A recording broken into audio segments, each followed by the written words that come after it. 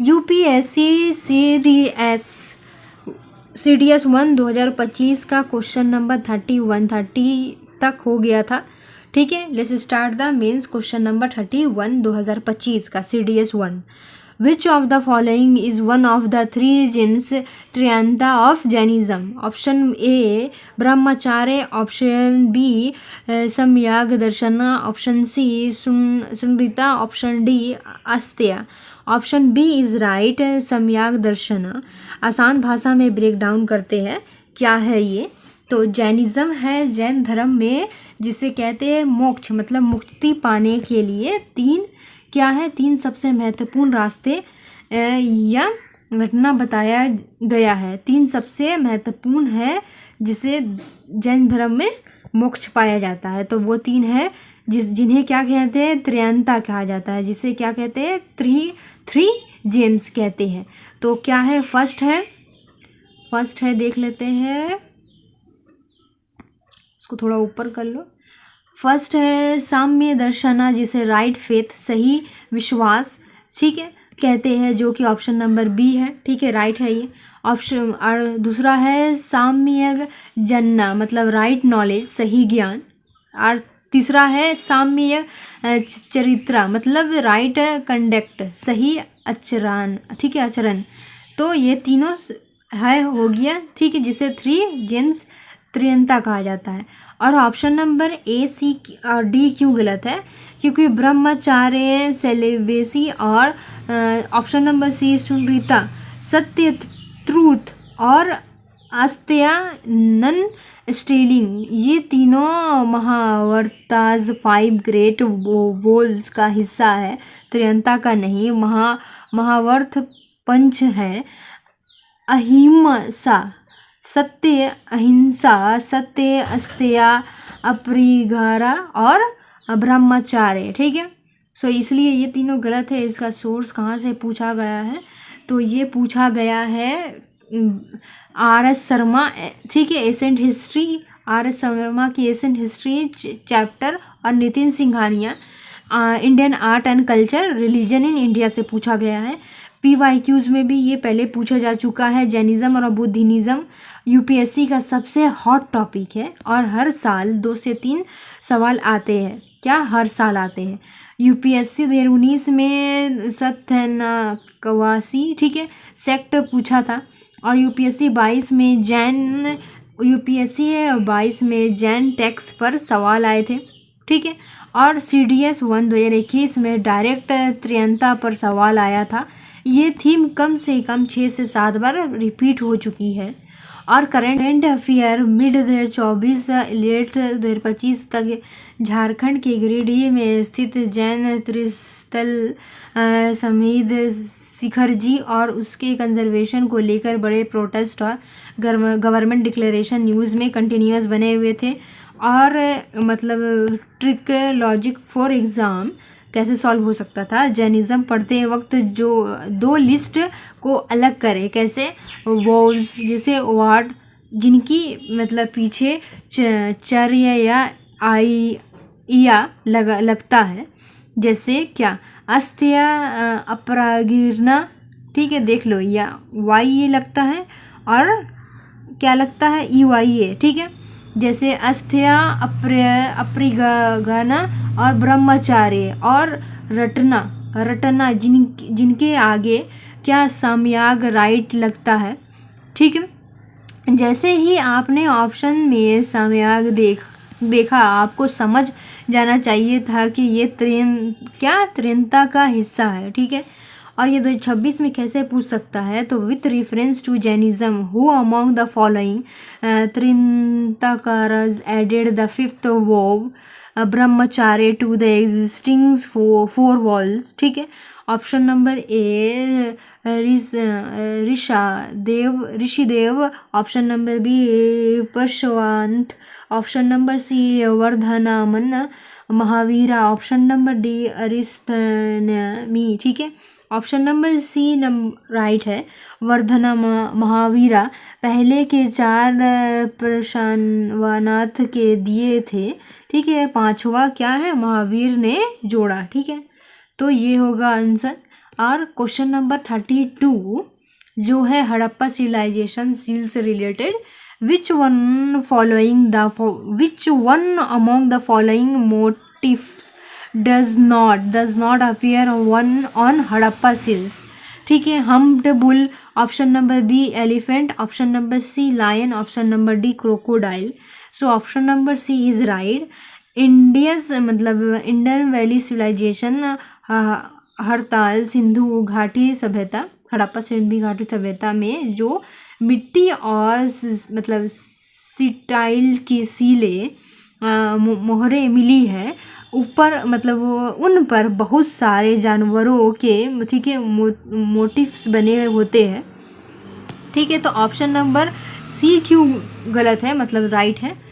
तो हड़प्पा की लायन शेर के बारे में कोई जानकारी नहीं थी और ना ही उनकी किसी सील पर शेर का चित्र मिला है। ठीक है, तो ध्यान रखें कि टाइगर मिला है, बाघ मिला है। पशुपति सील पर भी टाइगर है पर लायन नहीं है, इसलिए लायन गलत मोटिव है और इस क्वेश्चन का सही आंसर है, ठीक है, लायन नहीं मिला है। तो इस क्वेश्चन का सही आंसर क्या था, डज नॉट था। तो option number C is right.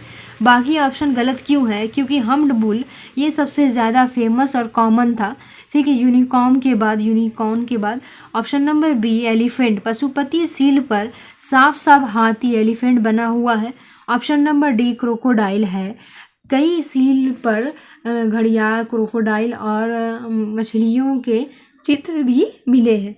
ये कहाँ से पूछा गया था, तो ये class 11 NCERT class 11 and introduction to Indian art chapter 1 arts of the Indus valley seal section से, और class 12 theme in Indian history part 1। ठीक है, PYQ में पहले ये पूछ चुका है, हड़प्पन एनिमल्स पर सवाल पहले भी आ चुका है। UPSC 2019 में पूछा था कि हड़प्पा को घोड़े हॉर्स का पता था या नहीं, हड़प्पा को हॉर्स का पता था या नहीं, 2019 में पूछा था। CDS 2020 में पशुपति सील के एनिमल्स पूछे गए थे और ये एनिमल्स वाली स्पेसिफिक थीम 3 से 4 बार पूछी जा चुकी है। करंट अफेयर में ये लास्ट लेट 2024 और 2025 में राखीगढ़ी हरियाणा और ढोलावीरा में नए एक्सकेवेशन राउंड्स के दौरान मिली सील्स और terracotta figurines international archaeologic journals और PIB अपडेट्स में बहुत फ्लैश हुई थी।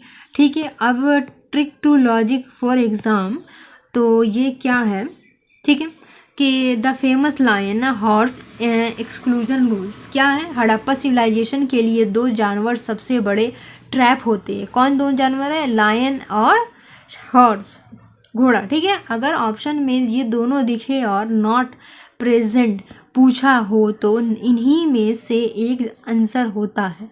लायन उन्हें पता ही नहीं था और घोड़े के सिर्फ ट्रेसेस मिले हैं और पर सील पर चित्र नहीं मिला है। ठीक है, 2026 में कैसे पूछ सकता है, अभी आने वाला एग्ज़ाम में 2026 में पूछ सकता है कि which of the following animals are depicted surrounding the Pashupati seal found at Mohenjodaro. Option number 1 elephant, option number 2 tiger, option dinosaurs, option number 4 buffalo, option number 5 lion. तो select the answer code given बेलो।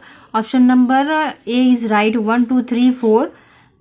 ठीक है, but lion नहीं था, क्या 1 2 3 4, but lion नहीं था, 5 नहीं था। ठीक है, अब क्वेश्चन नंबर नेक्स्ट पे चलते हैं। नेक्स्ट क्वेश्चन है, क्या है, question number 33। Let's see this. Ancient Indian texts chronology, which one among the following is the earliest text. ठीक है, अर्लीस्ट टेक्स्ट कौन सा था। Option number A Natyashastra of Bharata. ठीक है, option number B Sushruta Samhita, option number C Ashtadhyayi, option number D Manusmriti, option number C is right Ashtadhyayi. तो आसान भाषा में ब्रेक डाउन करते हैं। क्वेश्चन पूछा है कि सवाल में पूछा गया है कि इन चारों में से सबसे पुरानी यानी सबसे पहले अर्लीस्ट कौन सी किताब लिखी गई थी? तो option number C is right, Ashtadhyayi, ठीक है, लिखी गई थी सबसे पहले, इसलिए देख लेते हैं ऑप्शन नंबर सी अष्टध्यायी। ये संस्कृत ग्रामर, ठीक है, व्याकरण की सबसे महान किताब है जिसे पाणिनि ने लिखा था। इसका समय लगभग 5th से 4th सेंचुरी BCE ऐसा पूर्व माना जाता है, नंदा मौर्य इरा से पहले, ठीक है, क्योंकि बाकी तीनों किताबें इसके बाद आई है, इसलिए ये सबसे अर्लीस्ट है। ऑप्शन नंबर ए क्यों गलत है? क्योंकि नाट्य शास्त्र इसको भारता मुनि ने लगभग 2nd सेंचुरी BCE से 2nd सेंचुरी CE के बीच कंपाइल किया था। ये डांस और ड्रामा पर है। ऑप्शन बी क्यों गलत है? क्योंकि ये सुश्रुता संहिता ये मेडिसिन और सर्जरी की बेहतरीन किताब है, जिसका मुख्य compilations mid to late antiquity approx 2nd to 4th century CE माना जाता है, ठीक है। सुश्रुता क्या है? मेडिसिन की बेहतरीन किताब है। ऑप्शन नंबर डी मनुस्क्रिप्ट, ये लीगल और सोशल टेक्स्ट है जो लगभग 2nd सेंचुरी BCE से 2nd सेंचुरी CE सुंगा कनवा, ठीक है, सातवाहना पीरियड में फाइनल स्पेस दी गई थी, ठीक है। अब ये कहाँ से पूछा गया है? ये टॉपिक पूछा गया है, ठीक है, RS शर्मा की एसेंट इंडिया से, चैप्टर ऑन मौर्य सोसाइटी और लिटरेचर से, और नितिन सिंघानिया की है इंडियन आर्ट एंड कल्चर से, चैप्टर्स है लेक्चर इन इंडिया, ठीक है। ये PYQ से पहले आ चुका है। एसेंट लिटरेचर पर UPSC हर साल 1 से 2 साल में पूछा करता है कि UPSC 2020 में पूछा था भवाभूति हस्तिमला कौन थे। CDS 2 2019 में डायरेक्ट क्वेश्चन था कि पन्नानी ने क्या लिखा था। ये थीम दोनों एग्ज़ाम में कम से कम 4 से 5 बार आ चुकी है। करंट पे ये टॉपिक बना हुआ था 2024 दिसंबर में मिड 25 तक कैम्ब्रिज यूनिवर्सिटी के एक स्कॉलर द्वारा पनीनी के 2500 साल पुराने ग्रामर रूल प्रकृता डिकोडिंग को सॉल्व करने पर पूरी दुनिया में पनीनी और अष्टध्यायी की चर्चा में था, इसलिए ये टॉपिक आया था 2025 में। मतलब ट्रिक टू लॉजिक देख लेते हैं, ठीक है। तो द ग्रामर फाउंडेशन रूल, हमेशा यह ध्यान रखें कि किसी भी भाषा में साहित्य, लिटरेचर, मेडिसिन, लॉ तब तक पीक पर नहीं जा सकता जब तक उसकी ग्रामर फिक्स ना हो। पनीनी में संस्कृत को स्टैंडर्डाइज किया था, इसलिए लॉजिक कहता है कि मेडिसिन के सुश्रुता, ड्रामा, नाट्य शास्त्र और डिटेल लॉज मनुस्क्रिप्ट से पहले ग्रामर रूल्स अष्टध्यायी बन चुकी होंगी, ठीक है। ये 2026 में कैसे पूछ सकता है? तो 2026 में पूछ सकता है कि consider the following pairs on ancient book and authors, ठीक है। Option number 1 Ashtadhyayi Panini, option number B Mahabhashya Patanjali, option number 3 Nirukta, ठीक है, यक्ष मतलब यश का। Answer number all 3 pairs are correctly match. Patanjali ने पानी की अष्टध्यायी पर की कमेंट्री लिखी थी, ठीक है। सो क्वेश्चन नंबर 33 तक हो गया। Let's start the question number 34। दिमाग का दही हो गया पढ़ते पढ़ते, ऐसा ना टॉपिक कहाँ से पूछ लेता पता ही नहीं चलता। अशोका's inscriptions, which one of the following statements about Ashoka's inscriptions is correct?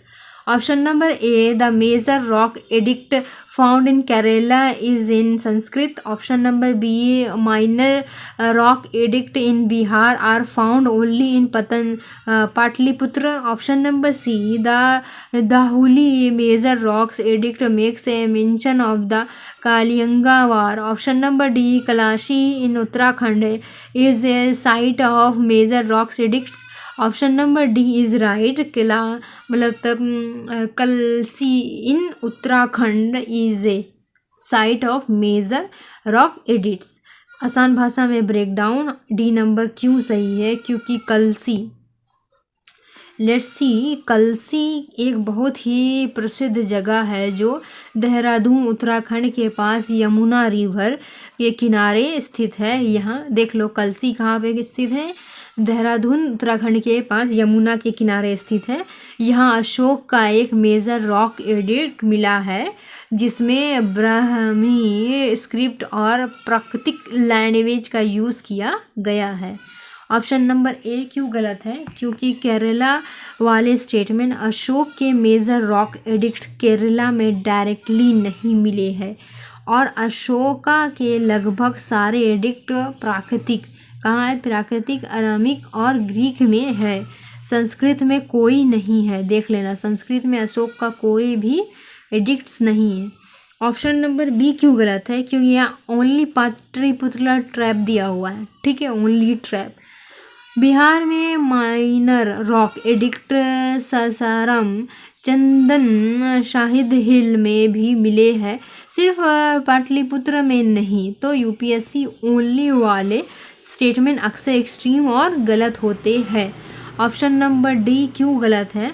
ठीक है, तो दाहुली ट्रैप ये बहुत शानदार ट्रैप था क्योंकि दाहुली और जोगाड़ा उड़ीसा कालिंगा में कलिंगा वार का जिक्र करने वाला मेजर रॉक एडिक्ट, ठीक है, 13 ओमित, ठीक है, हटा दिया गया था ताकि वहाँ से लोगों को दुख ना हो। इसके बड़े वहाँ सेपरेट कलिंगा एडिक्ट्स लगाए गए थे। तो ये कहाँ से पूछा गया था? ये class NCERT class 12, theme in Indian history part 1, chapter 2 kings, farmers and towns और उपिंदर सिंह के मैप्स। देयर मतलब PYQs में ये टॉपिक आ चुका है अशोक के एडिक्ट्स पर। मतलब यूपीएससी 2020 में क्वेश्चन पूछ चुका है कि गढ़ी धौली लोकेशन मैच, और 2022 में सनाथी इंस्क्रिप्शंस में सवाल आ चुके हैं। CDS 1 2021 में भी एडिक्ट्स के भाषा पर पूछा था। ये थीम अब तक 6 बार रिपीट हुई है, तो दैट्स द रीज़न, बहुत इम्पॉर्टेंट है। और करंट में ये टॉपिक 24 में उत्तराखंड टूरिज़्म डिपार्टमेंट के लेट 24-25 में क्लासी बुद्धिस्ट हेरिटेज साइट को बड़े लेवल पर प्रमोट करने और इंफ्रा डेवलपमेंट के लिए बजट एलोकेट किया गया था, जिससे ये न्यूज़ में बना हुआ था। और topic 2 trick to logic for exam, only elimination. 2 बड़े रूल्स लगाए। पहला, अशोक के ज़माने में ऑफिशियल लैंग्वेज प्राकृतिक थी, संस्कृत गुप्ता पीरियड में बढ़ी थी। क्या अशोका के टाइम में प्राकृतिक लैंग्वेज थी? संस्कृत किसके टाइम में? ठीक है, गुप्ता के टाइम में बढ़ी थी। ऑप्शन नंबर ए कट गया। दूसरा statement option number B only cut गया, ठीक है।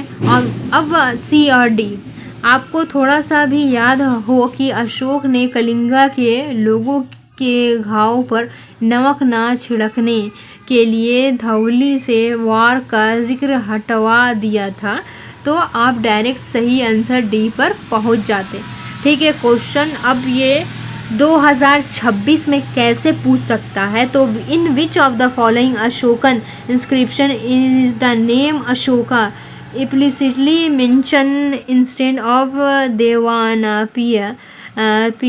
पियादसी? तो इसका होगा option number 1, option number A Maski and Gurjara, option number B Kalsi, option number D, option number C Dhauli, option number Dhauli, और option number D Junagadh, Dhauli Junagadh, ठीक है। Option number A is right. Maski Gurjara Nittur और उदेगुलम में उसका रियल नाम मिलता है।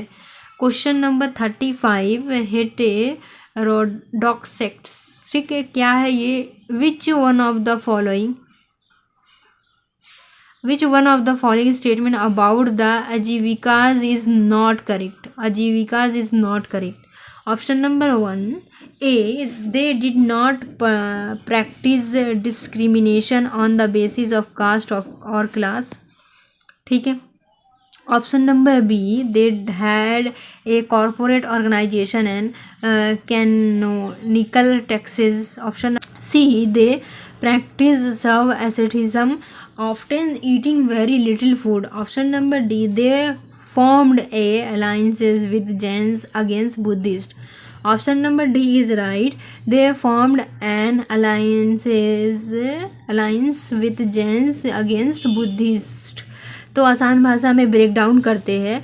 आजीविका क्या है? तो ये एक सार्मेनिक मतलब हेटेरोडॉक्स सेक्ट था जिसे क्या कहते हैं, मकाली घोषाला ने शुरू किया था. किसने शुरू किया था? मकाली घोषाला ने शुरू किया था.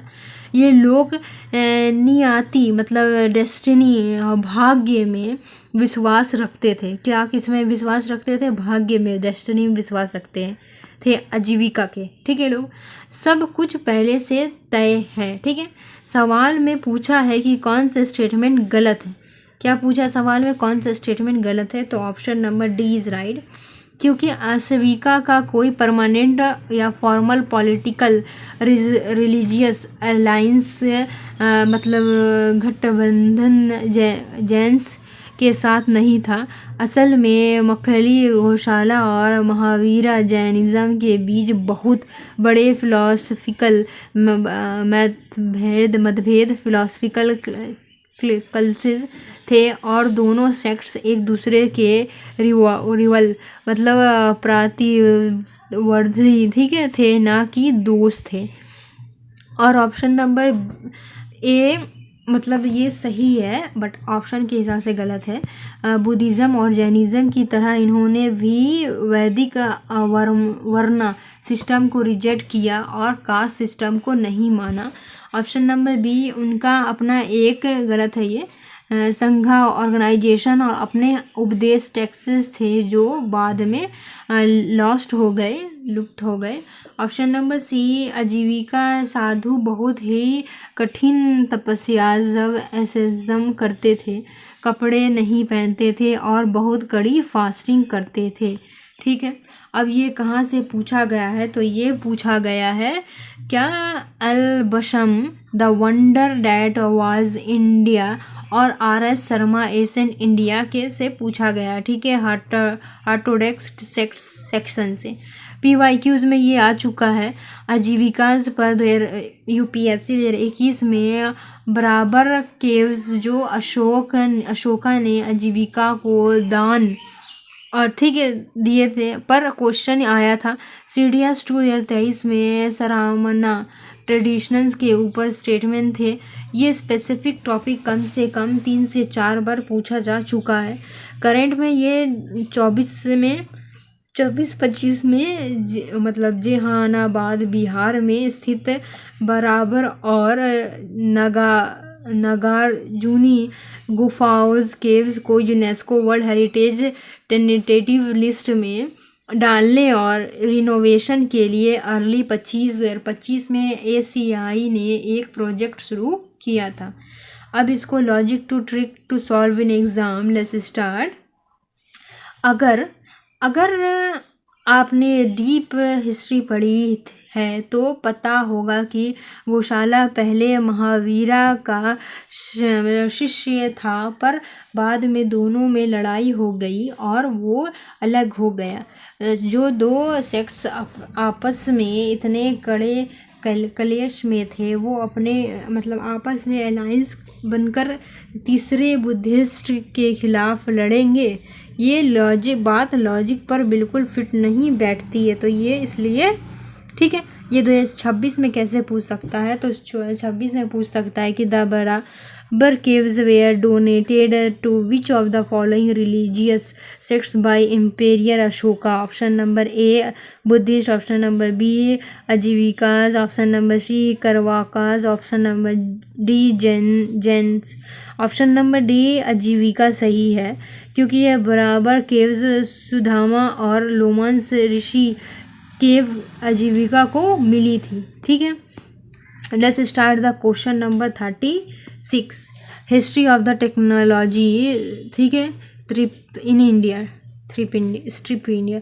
Consider the following statement about the use of stirrup in India. तो option number 1, the Konark horse sculpture, c 1250 shows a ring strip.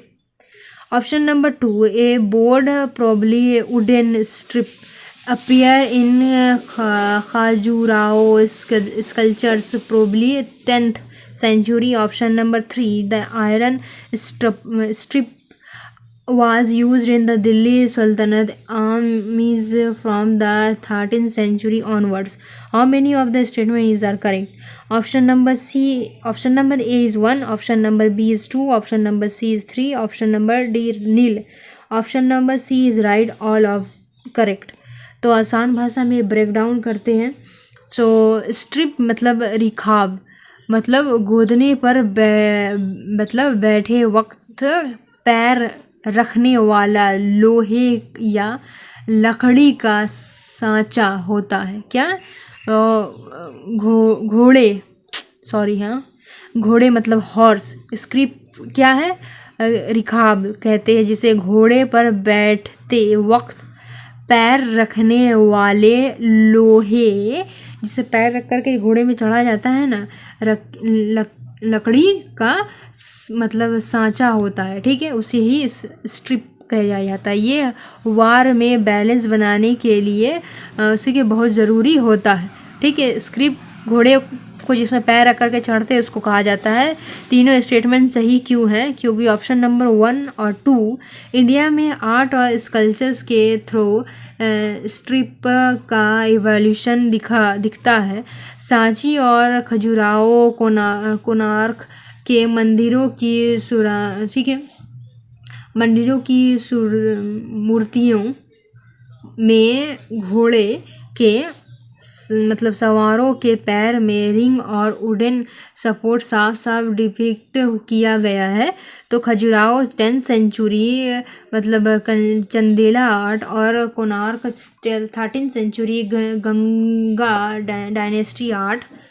ठीक है, दोनों इसके पक्के सबूत है। ऑप्शन नंबर 3, आयरन स्ट्रिप मतलब मास लेवल विपोनाइज्ड यूज दिल्ली सल्तनत गोरी इल्तुतमिश की कैवलरी में 13th सेंचुरी के बहुत तेज़ी से बढ़ा, जिसकी वजह से उनकी सेना ज़्यादा स्पीड और स्टेबिलिटी, ठीक है, से तेज़ अंदाजी आर्च पर कर सकी थी। ये तीनों फैक्चुअल डिस्क्रिप्शन बिल्कुल एक्यूरेट है। देखो क्या क्या चीज़ पर क्वेश्चन आ रहा है। घोड़े के जिसमें चढ़ के बैठते स्ट्रिप पर क्वेश्चन पूछ रहा है, बारे बा क्या किया जा सकता है।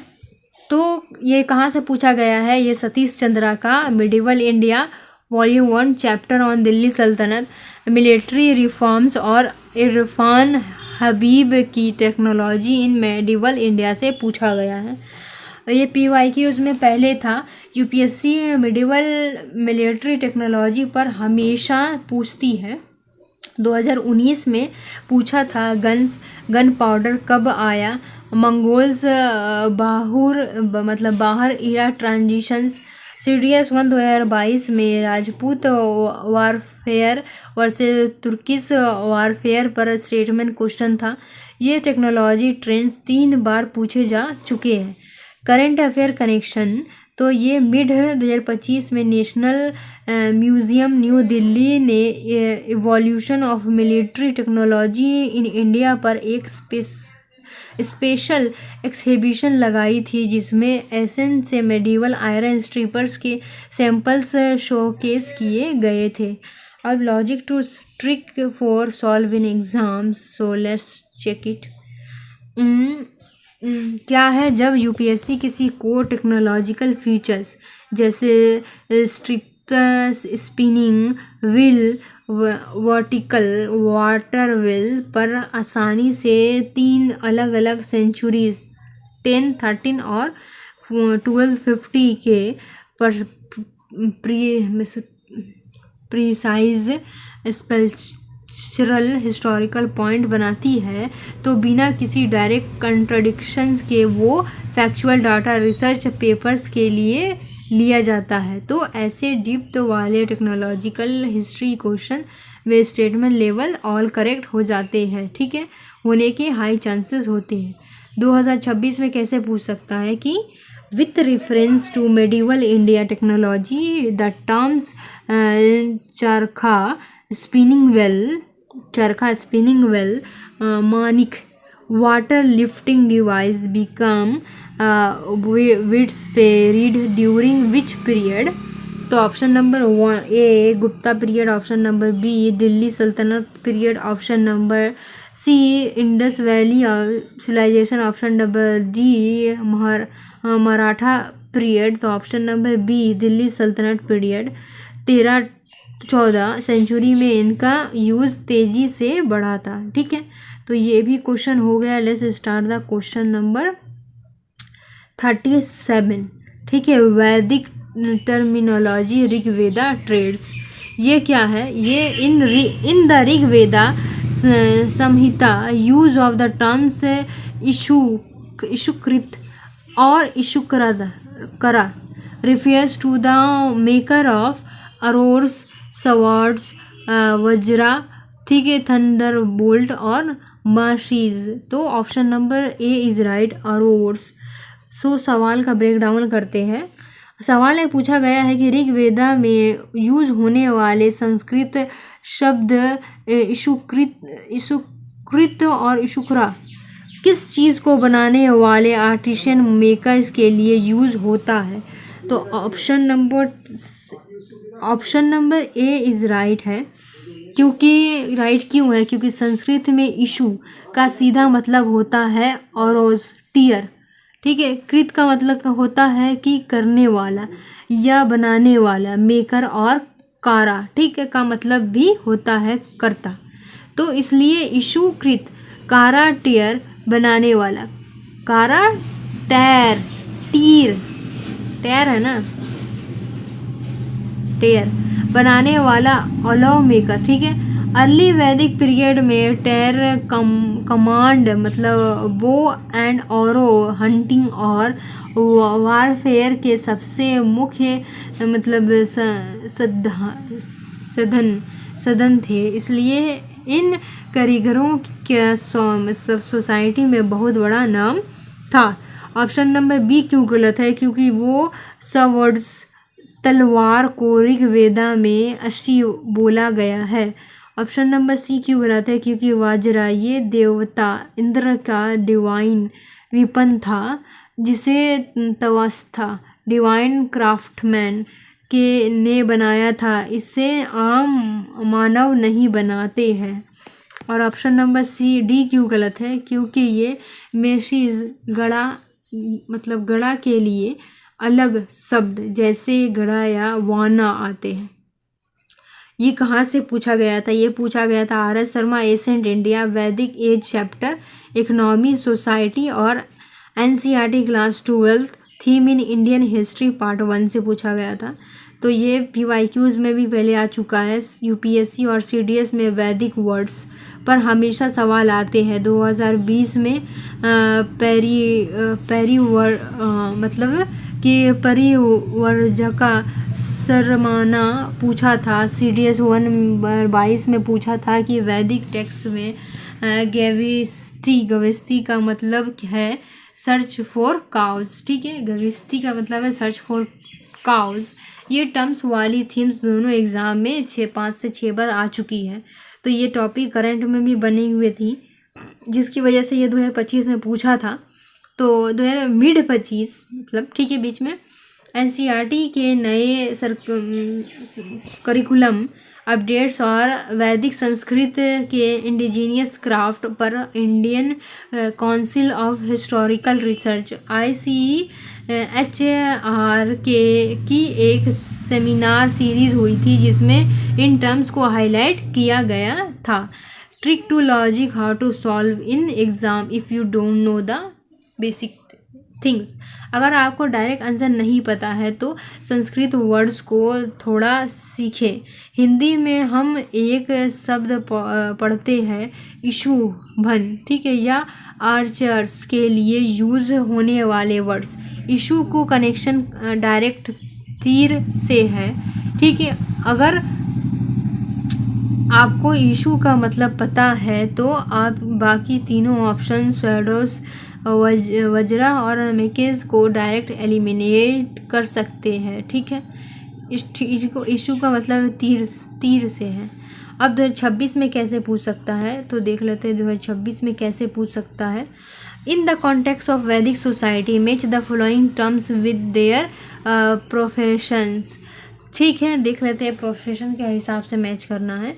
मतलब takshan, carpenter, karmara, blacksmith. Option number 3 karmavanata, weaver. तो option number all are correctly match. किसी वैदिक प्रोफेशंस पर ऐसा डायरेक्टली मैच मेकिंग सवाल बन सकता है, ठीक है, आ सकता है। क्वेश्चन नंबर 38 कैसे पूछ सकता है। Ancient warfare, bows and arrows. तो which one of the following does not refer to the bows and arrows are a weapon of war in ancient India, ठीक है। तो option number 1 saranga, option number B kunta, option number D kodanda, option number D karmuka. तो option number B कुंटा सही है। देख लेते हैं, आसान भाषा में ब्रेक डाउन कर लेते हैं कि सवाल में पूछा गया है कि चारों टर्म में से कौन सा ऐसा नाम है जो बॉ और औरो मतलब धनुष बाण, क्या है, बॉ और औरो धनुष और बाण को रिप्रेजेंट नहीं करता। बो और औरो का मतलब क्या होगा, धनुष और बाण को रिप्रेजेंट नहीं करता। तो ऑप्शन नंबर बी सही है। क्यों है, क्योंकि ये बो नहीं है। देख लो, एशियन इंडिया में कुंटा का मतलब होता है स्पीयर, लेंस, भाला, बर्चा, ठीक है। जैसे हाथ से फेंका जाता है, ये क्लोज कॉम्बैट में यूज़ किया जाता है, ये धनुष नहीं है, इसलिए ये करेक्ट आंसर नहीं है, ठीक है। ऑप्शन नंबर कुंटा का मतलब क्या होता है, भाला, तो ये आंसर सही नहीं है। ऑप्शन नंबर ए, क्यों देखो बता रहे हैं यार, सारंगा, ये भगवान विष्णु और कृष्णा के डिवाइन बो धनुष का नाम है जो सिंह हॉर्न से बना था। ऑप्शन नंबर सी कोंडा मतलब कोडांडा, ये भगवान राम के धनुष के नाम है, उनके कोडांडा पानी भी कहते हैं। Option number D karmukha, Sanskrit literature में आमतौर पर किसी भी मजबूत धनुष बॉ का करमुखा कहा जाता है, ठीक है। तो अब देखो ये टॉपिक कहाँ से पूछा गया था, तो ये टॉपिक पूछा गया था नितिन सिंघानिया का Indian art and culture chapter on epics of Puranas या Dhanurveda, ancient India military science complication reference से। ये PYQs में भी आ चुका है क्योंकि एपिक और पुरानी मेथोडोलॉजी के कीवर्ड्स UPSC में ट्रेंड कर रहे हैं। CDS 2 2021 में एशियन वेपन्स और उसके क्लासिफिकेशन मुक्ता अमुक्ता पर स्टेटमेंट आए थे। तो ये टर्मोलॉजी पैटर्न्स पिछले कुछ सालों में 2 से 3 बार आ चुके हैं। करंट में ये टॉपिक जनवरी 2024 से लेकर लेट 2025 तक अयोध्या राम मंदिर इनॉग्रेशन और उसके बाद के कल्चरल एग्जीबिशन में भगवान रामा के कोडांडा स्वरूप, ठीक है, की मूर्तियाँ, स्कल्पचर्स और पुराने शास्त्रों की बातें मीडिया में लगातार बनी हुई थी। Trick to logic to solve an exam, let's see this. Cultural knowledge elimination कैसे करना है। अगर आपने रामायण या महाभारता थोड़ी भी सुनी या पढ़ी है तो कोडांडा राम का धनुष और शारंगा मतलब विष्णु कृष्णा का धनुष बहुत कॉमन टर्म है। इन दोनों को देखते हैं आप 50% ऑप्शन क्या होगा, 50% ऑप्शन एलिमिनेट कर देते। ठीक है, बचा कुंटा और करमुका। तो कुंटा शब्द कुंट मतलब तीखा पॉइंट स्पीयर से मैच करता है, जिससे आसान लॉजिक लगाया जा सकता था। 2026 में ये कैसे पूछ सकता है, तो ये 2026 में पूछ सकता है कि with reference to ancient India military science Dhanurveda what does the terms mukta weapon signify, क्या है सिग्निफाई, मुक्ता का टर्म्स क्या है।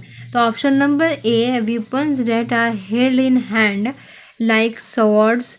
Option number B weapons that are throw और डिस्चार्ज लाइक ऑरो और spears. Option number C defensive armour. Option number B is right, weapons that are thrown. ठीक है, date are thrones मुक्ता का मतलब जिसे हाथ से मुक्त पीक दिया जाता है, फेंक दिया जाता है। ठीक है, अब देखो मुक्त कर दिया जाता है, ठीक है, उसको कहते हैं। तो option number B weapons that are thrown और डिस्चार्ज। ठीक है, लाइक ऑरो और स्पेयर्स की तरह। अब देखो क्वेश्चन नंबर 39। तो medieval siege technology manjaniq what is the military device refer to the terms of manjaniq. Option number A device for loading field guns with gunpowder. Option number B preparing cavalry for rapid charge. Option number C a bolting device for strengthening the gates of forts. Option number D a device for throwing stones mangonel. ठीक है, तो option number D is right, a device of throwing stone mangonel. ठीक है, मंगोनल। अब देखो आसान भाषा में ब्रेक डाउन करते हैं।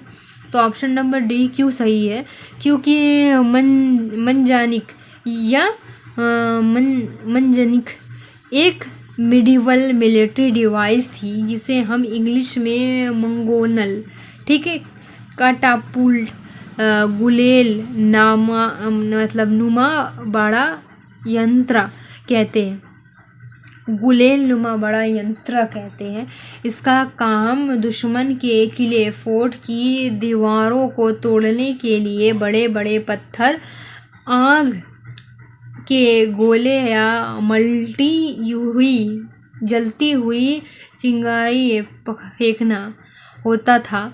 जब अरब इन्वेडर्स जैसे मोहम्मद बिन कासिम 712 BCE में और बाद में दिल्ली सल्तनत के राजा आए तो वो किलों पर कब्जा करने के लिए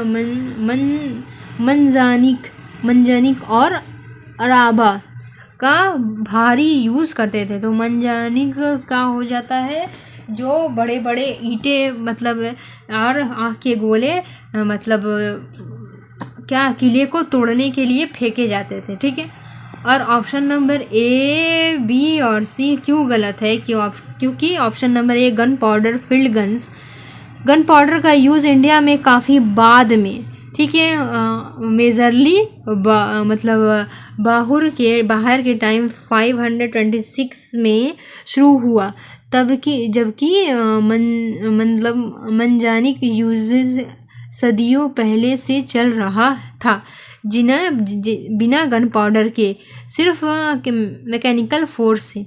ऑप्शन बी और सी गलत इसलिए है क्योंकि ये मतलब केवारली चार्ज और गेट लॉकिंग डिवाइस है जिनका मैकेनिकल स्टोन थ्रोइंग से कोई लेना देना नहीं है। ये पूछा गया था सतीश चंद्रा का बुक से, history of medieval India, chapter in Delhi सल्तनत एक्सपेंशंस एंड वारफेयर टेक्नोलॉजी, और इरफान हबीब की टेक्नोलॉजी इन मेडिवल इंडिया। ये मतलब PYQs में पहले भी पूछा जा चुका है।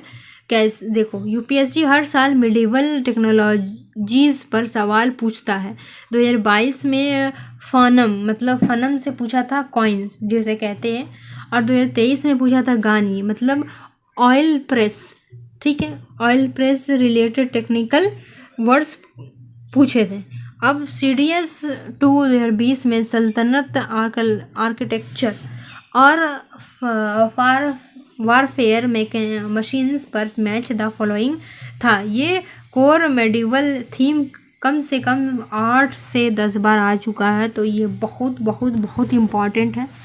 और मतलब 2024 के एंड में ASI ने राजस्थान और चित्तौड़गढ़ किले के पास मेडिवल स्टोन बॉल्स जो मंजानिक से फेंके जाते थे के नए केसेस खोजे थे, जिसे मेडिवल साइंस से मतलब वारफेयर टेक्नोलॉजी न्यूज़ में थी, जिसकी वजह से न्यूज़ में था ये।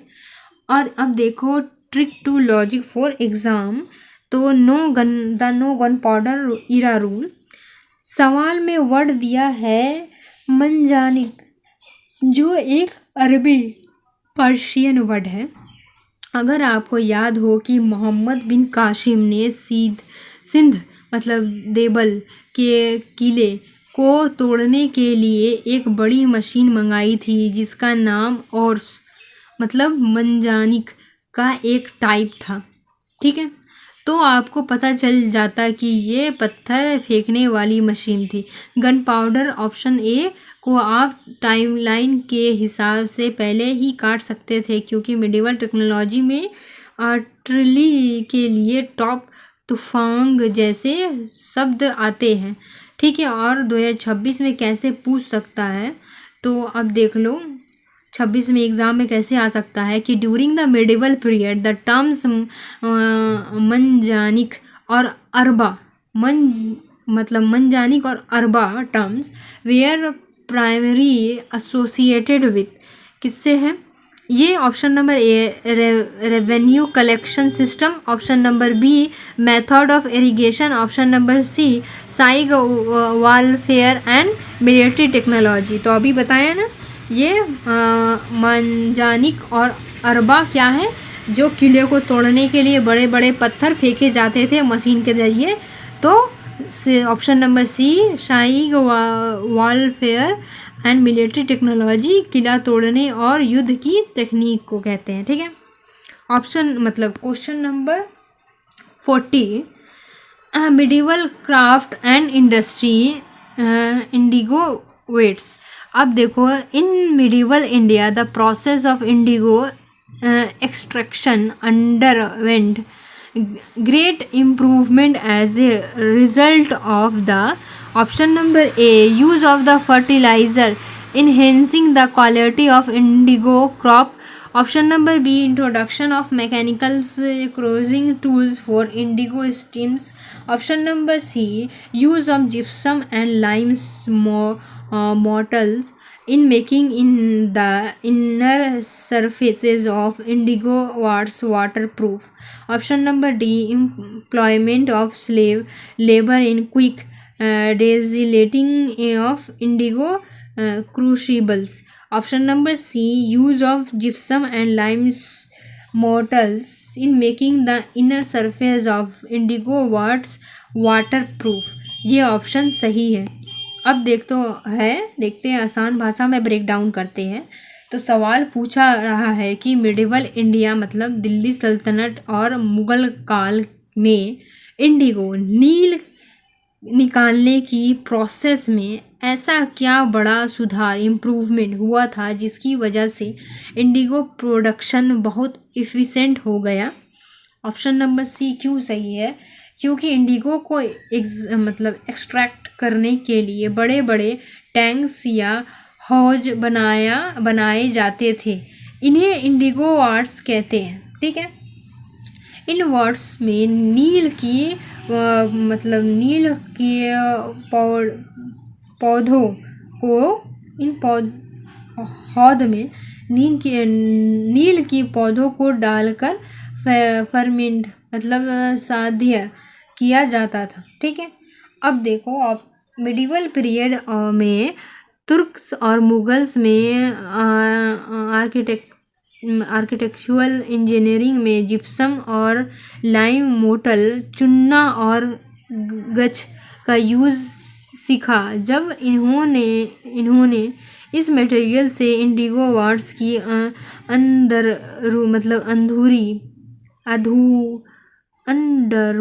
अंदरूनी दीवारों को प्लास्टर किया तो वो टैंक्स पूरी तरह वाटरप्रूफ हो गया। इससे पानी का रिसाव मतलब लीकेज रुक गया और केमिकल रिएक्शंस बिना किसी कंटेमिनेशंस के बाहर होने लगा, जिससे हाई क्वालिटी नील बनने लगा। तो इसलिए ऑप्शन नंबर सी सही है। अब अनदर ऑप्शन गलत क्यों है? ऑप्शन नंबर ए फर्टिलाइजर्स, ये मिडिवल इंडिया में केमिकल या कोई नए बड़े फर्टिलाइजर्स का कॉन्सेप्ट नहीं था। वहाँ वही नॉर्मल ऑर्गेनिक मैन्योर यूज़ होती थी। ऑप्शन नंबर बी क्यों गलत है? क्योंकि मैकेनिकल क्रॉसिंग टूल्स नील को पीसा नहीं जाता था, बल्कि पानी में डालकर सोंधा फर्मिनेशंस करवाया जाता था और फिर पैरों से उसे रौंदा जाता था। इसलिए क्रशिंग टूल्स गलत है।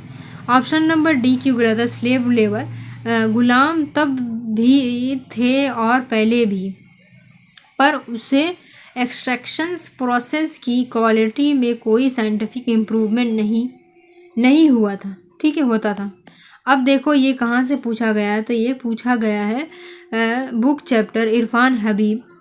ठीक है, the agrarian system of Mughal India और टेक्नोलॉजी इन मिडिवल इंडिया से, चैप्टर ऑन एग्रीकल्चरल मैन्युफैक्चर्स। ये PYQs में पहले पूछा जा चुका है। इंडिगो पर हमेशा modern history, indigo revolt 1859, Champaran Satyagraha 1917 से सवाल आते थे, पर ये पहली बार था जब मिडिवल इंडिगो इंडस्ट्री की कोर टेक्नोलॉजी को टारगेट किया गया। अब देखो CDS 1 2023 में मिडिवल मंसूरनी और लाइम मोटल के यूज़ पर स्टेटमेंट पूछ जा चुका है। अब देखो अर्ली 2025 में ये करंट अफेयर में कैसे था। अर्ली 2025 में गुजरात के सरखेज और राजस्थान के बयाना, जो मिडिवल पीरियड में दुनिया के सबसे बेस्ट इंडिगो मैन्युफैक्चरिंग हब थे, में पुराने मुगल इरा इंडिगो वार्ड्स की खुदाई और प्रिजर्वेशन न्यूज़ में थी। इसलिए ये उठाकर वहाँ से पूछ लिया गया है। Trick to logic how to solve in exam. ठीक है, आर्किटेक्चरल और कनेक्शन, सोचिए पूरे मिडिवल इंडिया में इंफ्रास्ट्रक्चर्स में सबसे बड़ी नई चीज़ क्या आई थी? तो तुर्क के आने से लाइम मोटर, ठीक है, मोटर और प्लास्टरिंग गच चुनना कंस्ट्रक्शंस बहुत सस्ती और इफिशिएंट हो गई थी, जिस वजह से बड़े वॉल्स स्टेप वॉल्स, कैनाल्स और वार्ड्स बनते थे। किसी टैंक को बेहतर बनाने का सबसे डायरेक्ट तरीका होता है कि उसे लीक प्रूफ बनाना। इस कोर लॉजिकल लिंक से ऑप्शन नंबर सी सबसे सेफ और टीच ड्राइवन आंसर बनता। और ये 2026 में इससे क्वेश्चन कैसे पूछ सकता है, तो which of the following regions in Mughal India were world famous for producing the highest quality of indigo for western market? Option number A Bayana and Sarkhej, option number B Coromandel and Malabar, option number C Ranthambore और चित्तौड़। तो option number A Bayana Bharatpur Rajasthan और सरखेज अहमदाबाद गुजरात मुगल काल में सबसे premium नील के केंद्र था, सबसे इम्पोर्टेंट जगह था वो। ठीक है, तो option number A is right, Bayana and Sarkhej. So यहाँ टॉपिक एंड होता है और हम लोग करेंगे अभी क्या कितना तक टॉपिक हम लोग यहाँ कवर कर लिए हैं। क्वेश्चन नंबर 40 तक कवर हो गया। 40 let's start the question number 41। Akbar's educational reforms and Ain-i Akbari. Question है which one of the following is listed in the Ain-i Akbari as one of the Indian sciences prescribed by Akbar for scholars to learn at school. ठीक है, option number A Ayurveda, option number B Vyakarana, option number C Ganita, option number D Jyotisha. So option number D is right. Let's C why answer number D is right, क्योंकि ज्योतिषा इसका सही answer है, क्योंकि आईने अकबरी मतलब अकबर के कोर्ट हिस्टोरियन कौन था? अब्दुल फजल ने लिखा था। आईने अकबरी किसने लिखा था? अब्दुल फजल ने लिखा था। ठीक है, रेगुलेशन रिगार्डिंग एजुकेशन सेक्शन में बताया गया है कि संस्कृत पढ़ने वाले स्टूडेंट को क्या क्या पढ़ना चाहिए।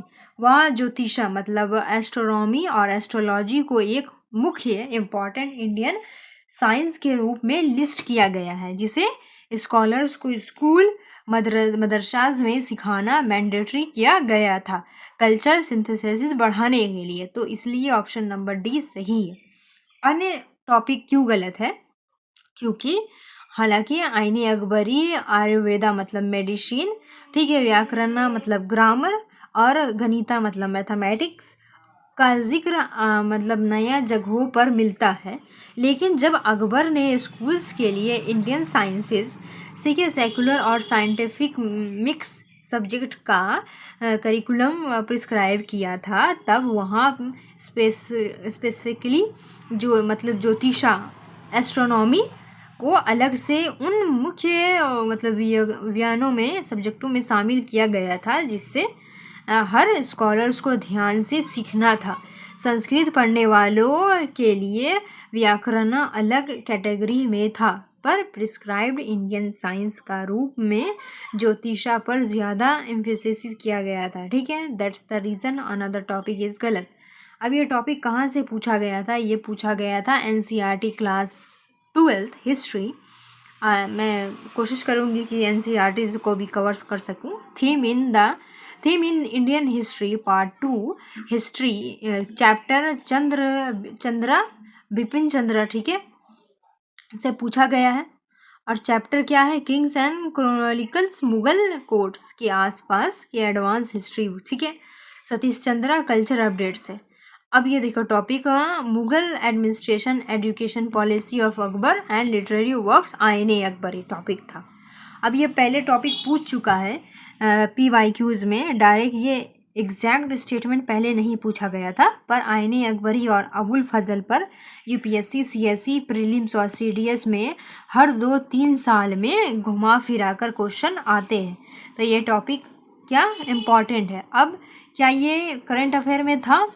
तो ये टॉपिक उन दिनों न्यूज़ में था जब NCERT सिलेबस रेशनलाइजेशन और मिडिवल हिस्ट्री के कोर कल्चर एस्पेक्ट्स जैसे अकबर की स्कॉलर एजुकेशन पॉलिसी और सुर-ए-कुल पर पब्लिक डिबेट चल रही थी।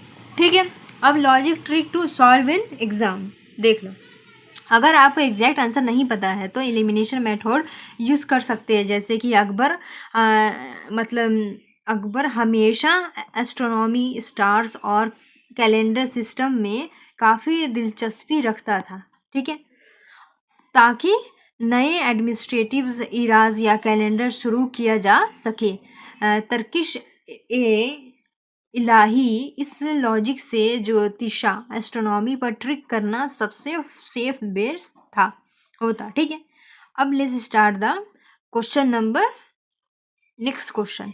ठीक है, question number 42 European arms and warfare in India. Question है consider the following statements about the terms used by European in warfare in India. तो option number 1 the flintlock musket could work even in wet weather. Option number 2 the addition of beyond made musket a more effective and dangerous weapon in मतलब close compact. Option number 3, the worst iron cannon barrels were easy to move and maneuver. अब तो option number 1 is correct, only 1। अब let's see the why is correct. Option number 8 slip क्या सही है, only statement slip only 2 सही है, ठीक है। इसलिए क्या होगा, आंसर ओनली होगा, ओनली 1 करेक्ट है और 1 एंड 3 इनकरेक्ट है। Let's C why only 1 statement correct. देखो स्टेटमेंट नंबर 1 ये गलत है, क्यों? क्योंकि फ्लिंट लॉक मस्केट्स में इग्निशन के लिए गन पाउडर बारूद को ड्राई रखना पड़ता था, ठीक है। अगर बारिश या ये वेट हो तो बारूद गीला हो जाता था और स्पार्क्स के आग नहीं लगती थी, इसलिए ये वेट वेदर्स में कमी काम नहीं करती थी, ठीक है, वेदर में काम नहीं करती थी। अब देखो ऑप्शन नंबर 2 क्यों सही है, ओनली 1 क्यों सही है? 1 और 3 गलत है और 2 सही है, इसलिए ओनली 1 सही है, ठीक है। सही क्यों है? बियॉन्ड एक तरह का चक्कू या खंजर होता है जिसके मस्केट मतलब मस्केट बंदूक के आगे लगाया दिया जाता था। इसकी वजह से बंदूक गोली चलाने के साथ साथ एक मतलब भाले स्पेयर्स का काम भी करती थी, जिसे क्लोज कॉम्बैट 5 की लड़ाई में ये बहुत खतरनाक वेपन बन गई, ठीक है। तो इसलिए ये सही है। ऑप्शन नंबर 3 क्यों गलत है? क्योंकि ये वर्थ आयरन मतलब पीटे हुए लोहे के कैनॉन बैरल्स बहुत ज़्यादा भारी मतलब हेवी भारी होते थे। इन्हें मूव और मैनोवर करना पड़ता बहुत मुश्किल होता था, ना कि ठीक है आसान। इन्हें खींचने के लिए बहुत सारे हाथी या बैलों की ज़रूरत पड़ती थी। सो मतलब स्टेटमेंट ओनली 2 सही है, इसलिए ऑप्शन नंबर ए सही है, ओनली 1, ठीक है। अब देखो कि ये टॉपिक कहाँ से पूछा गया था। तो ये टॉपिक पूछा गया था, ठीक है, स्पेक्ट्रम मॉडर्न हिस्ट्री से advent of European in India और success of British over Indian rule से। और टॉपिक कहाँ से आया था? Military causes of European causes मतलब successes in India, technology of warfare, ठीक है। या PYQs में ये टॉपिक पूछा गया है। मतलब 2022 और 24 में cartage system, European warfare techniques और मैच लॉक्स और फ्लिंट लॉक्स पर ऑप्शन आ चुके हैं। सीरियस में मिलिट्री हिस्ट्री के ऐसे कंसेप्चुअल क्वेश्चन हर साल आते, ठीक है। अब ये क्या करंट अफेयर से लिंक था? तो हाल ही में डिफेंसिव सिस्टम और हिस्ट्री ऑफ इंडियन आर्टिलरी को लेकर नेशनल म्यूजियम या मिलिट्री एग्जीबिशंस में कुछ आर्चिव्स डिस्प्ले किए गए थे। अब trick to solve in exam, ठीक है, लॉजिक। UPSC के स्टैंडर्ड रूल्स के मुताबिक जब भी किसी हेवी मिलिट्री ऑब्जेक्ट ऐसे अर्थ आयरन कैनॉन्स के साथ एक्सट्रीम वर्ड इजी लगाए मतलब इजी लगाया जाए, ठीक है, तो वो अक्सर गलत होता है, क्योंकि पुराने ज़माने में हेवी आर्टिलरी को मूव करना हमेशा एक बुरा सपना मतलब नाइटमेयर होता था। तो ऑप्शन नंबर 3 को तुरंत ही आपका ऑप्शन काफ़ी नैरो डाउन हो जाता, ठीक है। अब देखो question number 43, Asian grammarian Katyayana क्या है ये question? Which one of the following statement about the grammarian Katyayana is correct? तो ऑप्शन नंबर ए है he was a contemporary of Panini. Option number B he was a contemporary of Patanjali. Option number C he belongs to a period between Panini and Patanjali. और option number D he belongs to a period before Panini. तो detail explanation देख लेते हैं, break down करते हैं क्या बता रहा है। तो क्या है, एशियन इंडिया में संस्कृत ग्रामर के 3 सबसे बड़े मुख्य पिलर्स हैं जिन्हें ट्रिमुनी कहा जाता है। क्या कहा जाता है? ट्रिमुनी कहा जाता है। सो क्या ऑप्शन नंबर सी क्यों सही है? क्योंकि पन्नी क्या है? जिन्होंने मतलब अष्टाध्यायी लिखी, मतलब अप्रॉक्स 4 सेंचुरी बीसीई में, और कात्यायना जिन्होंने पन्नी की कमियों और को सुधारने के लिए वार्तिका लिखा अप्रॉक्स 3 सेंचुरी बीसी में, और पतंजलि ऑप्शन नंबर मतलब 3, मतलब 3 जो है ना त्रिमुनि कहा जाता था, तो ये 1 2 3, तीसरा है पतंजलि जिन्हों इन दोनों के ऊपर महत्वपूर्ण महाभाष्य लिखा, अप्रूवल कितना 2nd सेंचुरी में। ठीक है। सो इस क्रोनोलॉजी के साफ पता चलता है कि कात्यायना का समय पन्नी के बाद और पतंजलि से पहले का था, इसलिए ऑप्शन नंबर सी बिल्कुल सही है। ठीक है। और अनदर ऑप्शन क्यों गलत है? क्योंकि वो कंटेम्परेरी एक ही समय के नहीं थे, तीनों अलग अलग सेंचुरीज में पैदा हुए थे, इसलिए ऑप्शन ए बी और डी पूरी तरह गलत है। ये टॉपिक कहाँ से पूछा गया था? तो ये टॉपिक पूछा गया था RS Sharma, ancient India, chapter Maurya era post Mauryan literature, या Nitin Singhania, Indian art and culture, language and literature chapter से पूछा गया था। टॉपिक था ancient Sanskrit literature and scholars, past years analysis current affairs. देखो क्या ये पहले पूछा गया था? तो यूपीएससी सिविल सर्विसेज में 2020 में एक डायरेक्ट क्वेश्चन आया था जिसमें पन्नी, पुष्यमित्रा और शुंगा और पतंजलि के रिलेशंस के बारे में पूछा गया था। ये उसी ट्रेंड को कंटिन्यूएशन है। ठीक है, कंटिन्यूएशन है। ठीक है, तो ये भी टॉपिक पहले पूछा जा चुका है। अब देखो कि ये 2026 में कैसे पूछ सकता है। ठीक है, ये क्वेश्चन अगले एग्जाम में इन्हीं टॉपिक से घुमा फिरा कर नए टॉपिक्स में क्वेश्चन बन सकते हैं, जैसे कि एक तरफ एसेंट और एक तरफ मिडिवल स्कॉलर्स होंगे और दूसरी तरफ उनके रूलर्स, ठीक है, पैट्रॉन्स होंगे। तो अब्दुल फजल क्या होगा? अकबर। और option number B Patanjali, Pushyamitra, Shunga. Option number C Panini, Nanda period. So what's the answer is correct statement? 2 type of military tech, consider the following statements. चलो देख लेते हैं क्या सही है।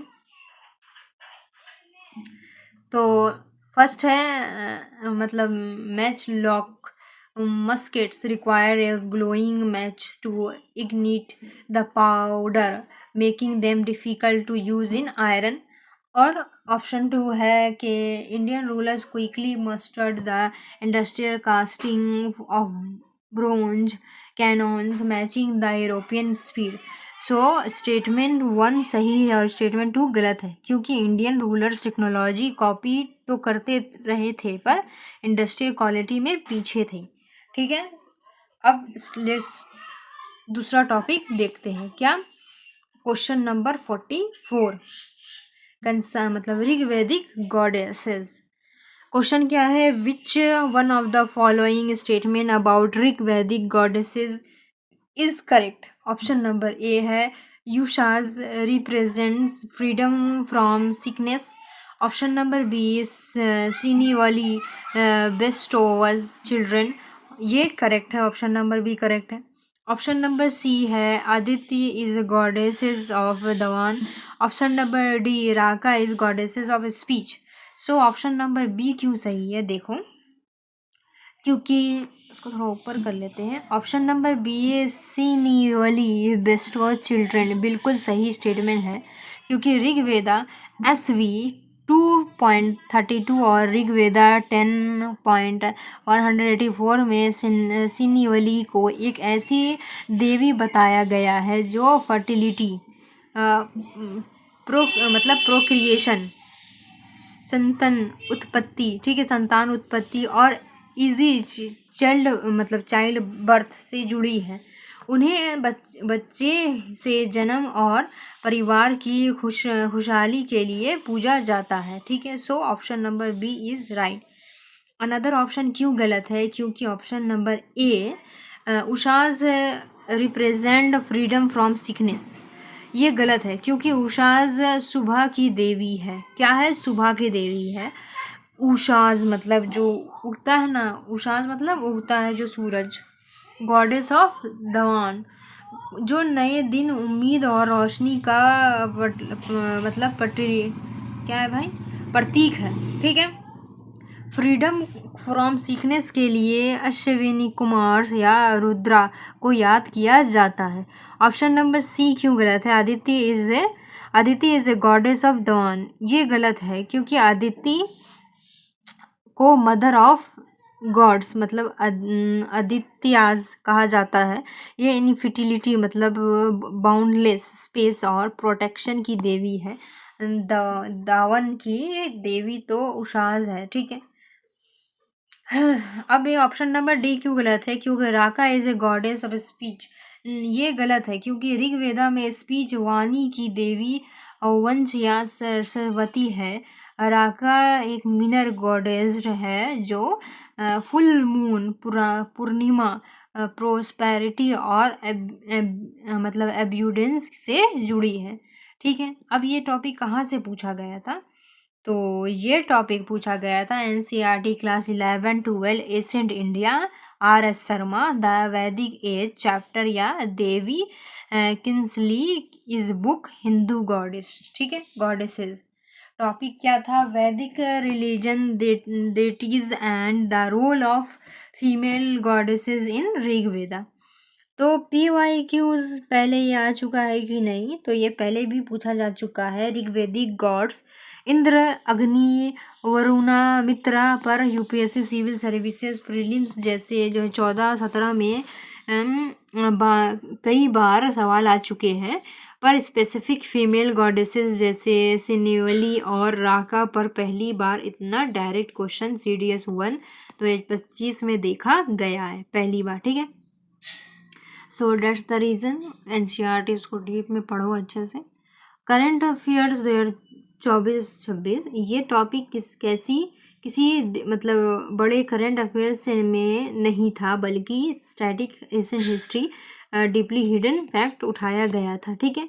वैदिक रिचुअल्स और सिंबल्स पर चलती थी, इसलिए ये स्टैटिक है पूरा। अब logic to solve in exam. अगर आपको सिनिवली के बारे में नहीं पता था तो आप एलिमिनेशन लगा सकते थे। आपको स्टैंडर्ड बुक में पक्का पता होगा कि यूना मतलब क्या है, उषाज क्या है? Is a goddesses of dawn. इसका मतलब ऑप्शन ए और ऑप्शन सी दोनों आपस में कंट्रडिक्ट कर रहे हैं और गलत है। राका और सिनिविली में से सिनिविली मतलब शब्द क्लासिकल इंडियन टेक्स्ट में मतलब मतलब कंसेप्शन रिचुअल से जुड़े होते हैं और इसलिए ऑप्शन नंबर बी पर गेस करना सबसे लॉजिकल था। अब let's start the question number 45। क्या है question number 45? Buddhist goddess Hariti, ये क्या है? Which one of the following statement about the Buddhist goddesses Hariti is correct? तो option number 1, she was converted by the Buddha from a blood thirsty yakshi to a benevolent maternal figures. So option number B, C is the feminine personification of wisdom. Option number C, she protects people from 8 great fears. Option number D, C is a warrior goddesses associated with the dawn. So option number 1 right है. She was converted by the Buddha from a bloodthirsty yakshi to a benevolent material figure. ठीक है। Let's सी क्यों सही है option number ए। सो option number ए बिल्कुल सही है क्योंकि बुद्धिस्ट मैथोलॉजी के अनुसार हरिथी शुरुआत में मतलब राजगीर के एक ऐसी यक्षिणी थी जो दूसरे से बच्चों को चुरा कर खा जाती थी। ठीक है। बुद्धा ने उन्हें सबक सिखाने के लिए उनके सबसे प्यारे बच्चे को छुपा दिया। जब हरिति रोते हुए बुद्धा के पास आई तो बुद्धा ने उन्हें समझाया कि जब तुम्हें एक बच्चे के होने पर इतना दुख हो रहा है तो उन माँओं को दुख दुख सोचो जिनके बच्चों को तुमने मारा। हरिति ने अपनी गलती मानी और बुद्धिज्म अपनाया और वो एक क्रूर यक्षिकी से बच्चों की रक्षा करने वाली एक दयालु माँ, ठीक है, बेनिवोलेंट मटेरियल फिगर बन गई। So that's the reason option number A सही है। Option number another option incorrect क्यों है, लेट्स चेक।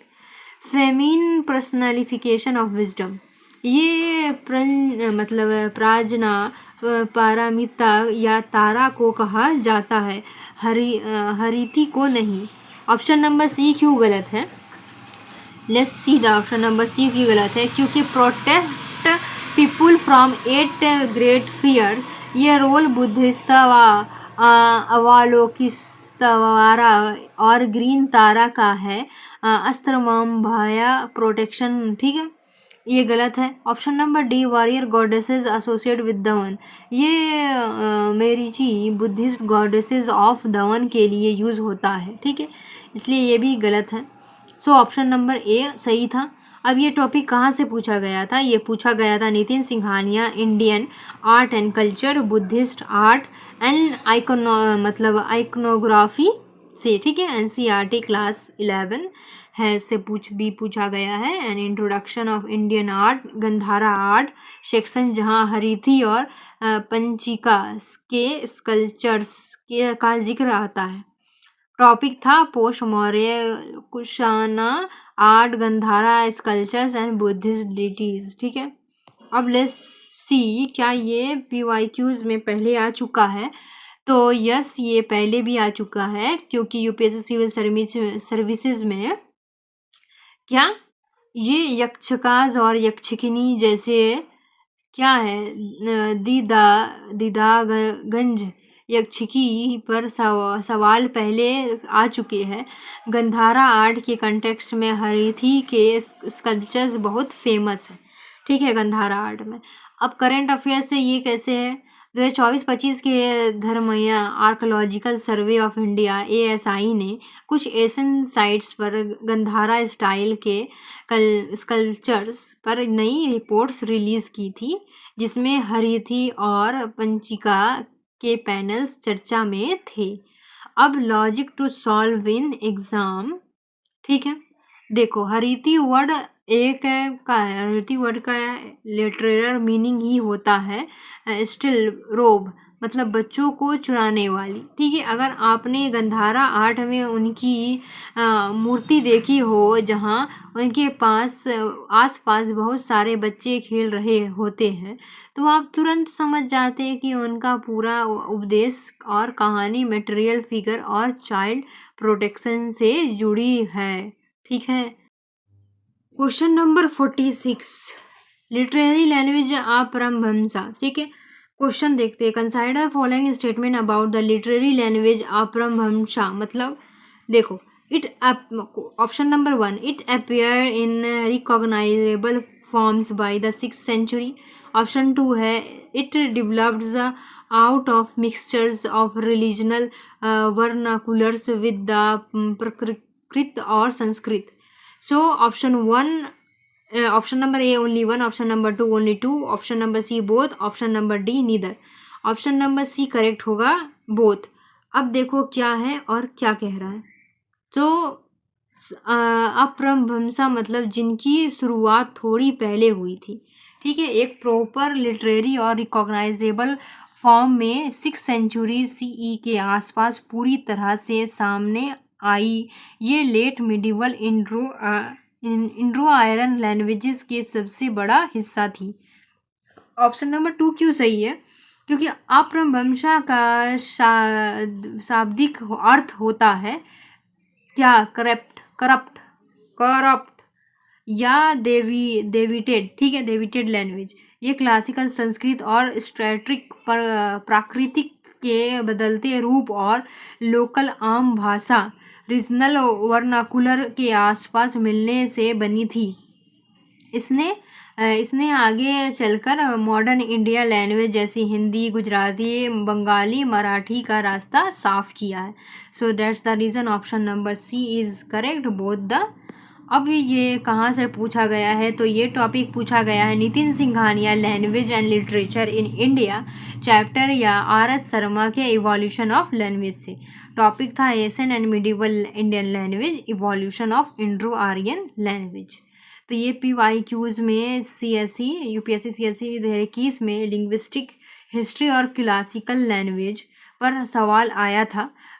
अपरमवंशा में के मुख्य कवि जैसे सवायांभू हेमचंद्रा के बारे में मैच द फ्लोइंग टाइप से ऑप्शन दिखाते रहे हैं। ठीक है, अब मतलब logic to trick solve in exam. Let's see linguistic evolution मतलब भाषा का बदलाव के स्टेटमेंट हमेशा इंक्लूसिव होते हैं। कोई भी लैंग्वेज अचानक एक दिन में नहीं बनती। वो पुरानी भाषाओं संस्कृत, प्राकृतिक और लोकल डायलेक्ट्स में के मिक्स होने से ही बनती है। इसलिए स्टेटमेंट 2 के गलत होने से चांसेस बहुत कम होते।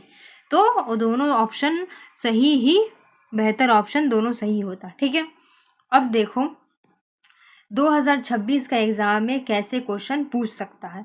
तो अगर मतलब कि अगले साल के एग्ज़ाम में कोर एरियाज के तहत के सवाल बन सकती है like this type of with reference to Asian Buddhist iconography consider the following pairs. Option number 1 Marichi मतलब goddess of dawn, Hariti protectress of children. Option number 3 Prajna Paramita मतलब personifications of wisdom. How many of the pairs given is are correctly match, तो all of the above are correctly match. ठीक है, अब एक और question देख लेते हैं क्या है। Let's see one more question कैसे पूछ सकता है एग्जाम में। Which medieval Indian religious literature extensive, ठीक है, used the Apabhramsha language from composing their sacred texts and teachings. Option number A Buddhist Siddhartha, option number B Jain मोक्ष, option number C Alvars, option number D Nayanars. So option number B is सही, right है, Jain monks. क्योंकि हमेशा हम मतलब हेमचंद्र और नया बड़े जैन स्कॉलर्स ने हम अपरामर्शा में के मतलब काफ़ी बड़े योगदान दिया था। ठीक है, अब let's see the next question. Let's see question number 47 देख लेते हैं। क्वेश्चन नंबर 47 क्या कह रहा है। ठीक है, जैनावली मतलब Jainavilas and Kashmir history. So question क्या है, who compared Jainavilas a history of the rulers of Kashmir in the time of Zainul Abidin. ठीक है, option number A Bhattavatara, option number B Jona Raja, option number C Shri मतलब Shrivara, option number D Vashapati. So option number B is right. देख लेते हैं option number B right है तो क्यों और अनदर गलत है तो क्यों।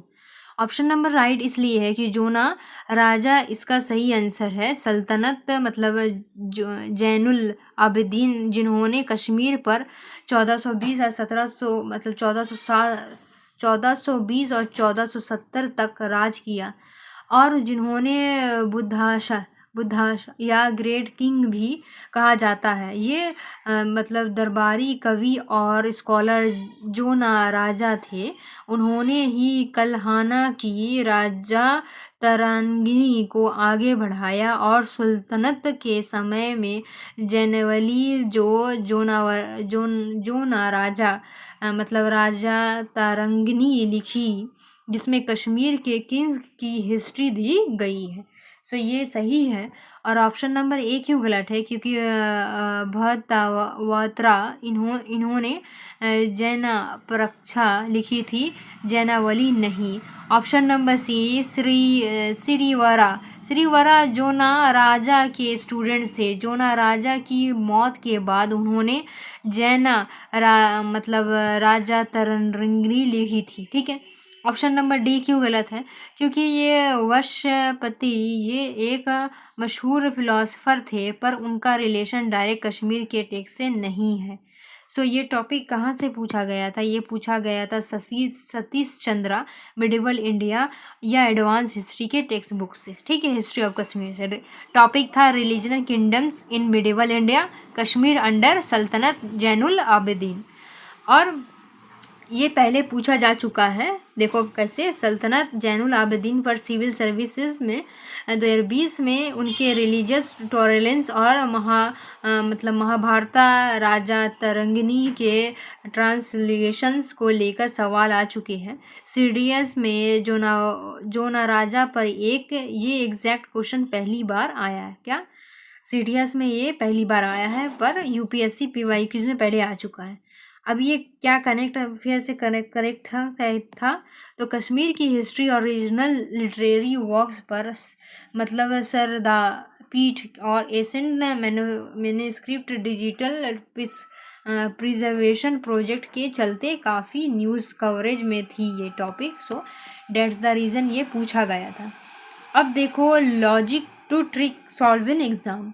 अगर आपको एग्जैक्टली नहीं पता तो आपको ये पता होना चाहिए कि कल्हाना के बाद कश्मीर की क्रोनोलॉजिकल हिस्ट्री को रेगुलराइज करने के सबसे बड़ा नाम जोना राजा का है। जब भी कश्मीर किंग्स और जैनुल आबिदीन के अर्ली क्रॉनिकल का नाम आए तो जोना राजा सबसे सेफ चॉइस होते हैं। ठीक है, अब let's see the question number 48। Amir Khusro's praise for India.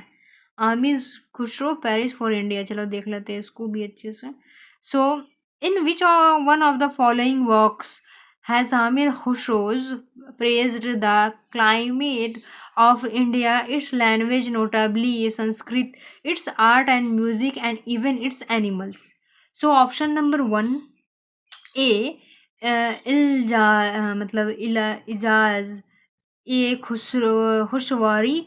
Option number B Deval Rani हिर्ज Khani. Option number C Khazainul Futuh. Option number D Nuh Sipihr. ठीक है, option number D is right. अब ये डी क्यों राइट है? क्योंकि ऑप्शन नंबर डी है नूर सिफिर द 96, मतलब बिल्कुल सही आंसर है। क्यों? क्योंकि 1318 में सी में सल्तनत कुतुबुद्दीन मुबारक शाह खिलजी के टाइम पर लिखी गई थी।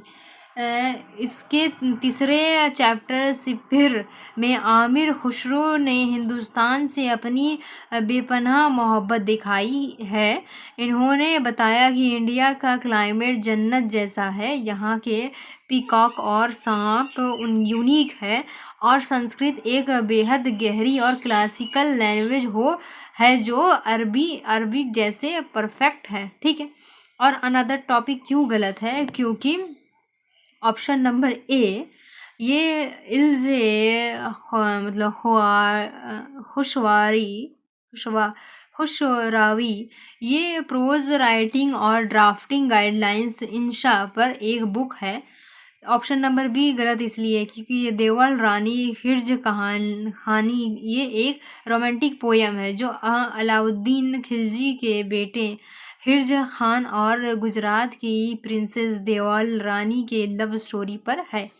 और ऑप्शन नंबर सी ये मतलब खाजैनुल फतू, इसमें अलाउद्दीन खिलजी की मिलिट्री विक्टोरीज और दिल्ली सल्तनत के मार्केट रिफॉर्म्स की हिस्ट्री दी हुई है। ठीक है, तो ये टॉपिक पूछा गया था क्लास एनसीईआरटी क्लास 7 और क्लास 12 के theme in Indian history part 2 Satish Chandra medieval India से। टॉपिक था दिल्ली सल्तनत लिटरेचर, आमिर खुसरोज कंट्रीब्यूशन से पूछा गया था।